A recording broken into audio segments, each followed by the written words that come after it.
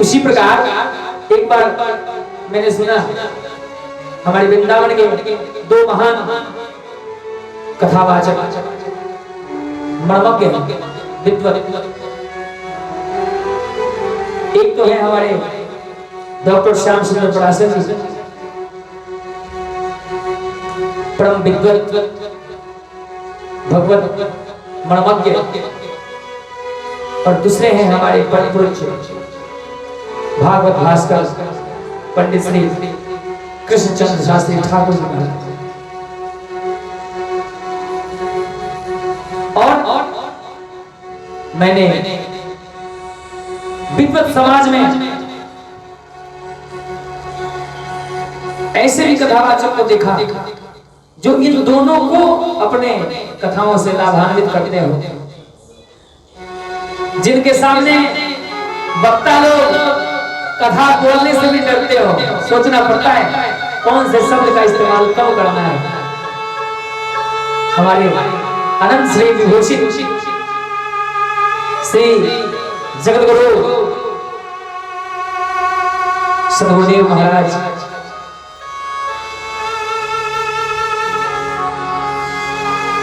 मलुक पीठाधीश्वर देवाचार्य स्वामी श्री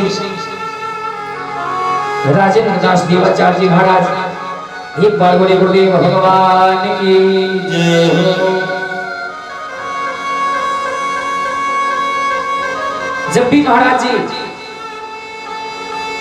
तुलसी पीठ वाले महाराज जी के पास जाते हैं, श्रीमद जगत गुरु राम भद्राचार्य जी महाराज,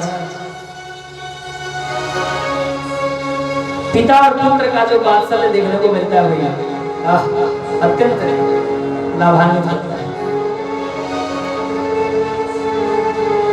कुछ दिन पहले ठाकुर जी के यहाँ महाराज जी की कथा चल रही थी, कुछ दिन पहले 3 माह या 4 माह के आसपास,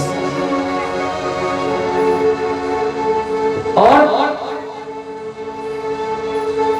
महाराज जी को जब पराशर जी महाराज को अपने पुस्तक विमोचन करने थे, मलुक पीठ में भी कथाएं हुई थी महाराज जी के सामने सानिध्य में, हमने देखा है बड़े बड़े जो जितना विद्वान है, जो भगवत चरण कमल में जो अपना चित्त रखने वाला है, उनका स्वभाव अत्यंत मृदुभाषी होता है।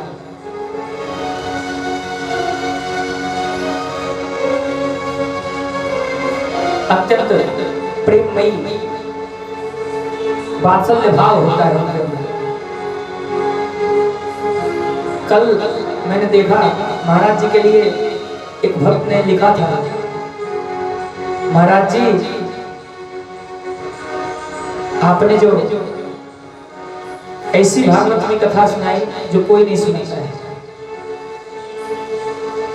महाराज जी ने किसी कथा को श्रवण किया था और उसने कहा जो कोई नहीं सुनाता कथाओं में, उसे आपने सुनाया है।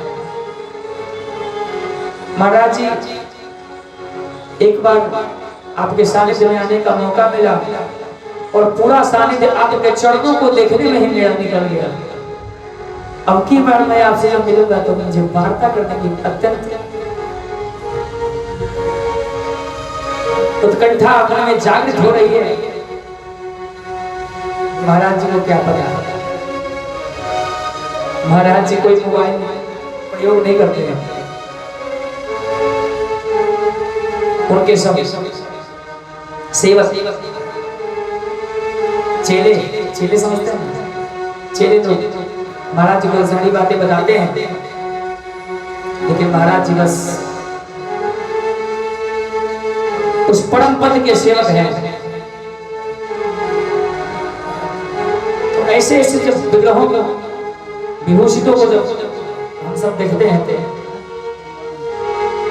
तो हमें अगर किसी को अपनाना है तो ऐसे वात्सल्य भाव को, ऐसे ऐसे अनंत श्री विभूषितों का मार्गदर्शन को अपनाएंगे। कैसे बनाएंगे? तो आइए आज की चूंकि ये हमारा समापन दिवस है, इसलिए संबोधन समापन दिवस के जैसा होना चाहिए। एक संदेश की कथा मुख से जानी चाहिए दूर दूर तक, है कि नहीं? तो आइए सबसे पहले हम भगवान का चरण कमल, चरण रज, चरणों का अनुराग कैसे प्राप्त करते, भक्त कैसे भगवान के पास जाकर के कहता है कि मैंने आपका चरण कमल, आपकी कृपा मुझ पे कैसे हुई। जब तक सदगुरुदेव की कृपा नहीं होती ना, कुछ भी प्राप्त नहीं कर सकता। महाराज जी की जब कृपा हमारे ऊपर हो गई, उस दिन मुझे लगा अब सब कुछ संभव हो जाएगा। सचमुच संभव हो गया, सचमुच संभव हो गया।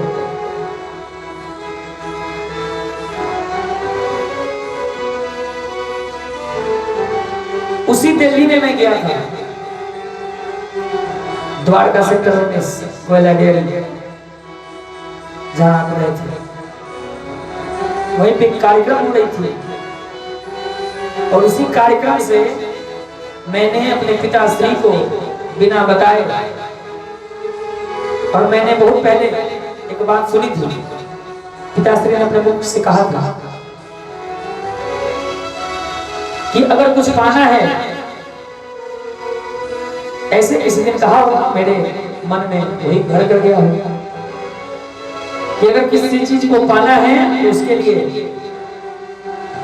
अपने पास पैसे, कपड़ा, अपने घर का बैग, अपना घर का कोई सामान, पैरों में चप्पल, जूते, कुछ नहीं होने चाहिए।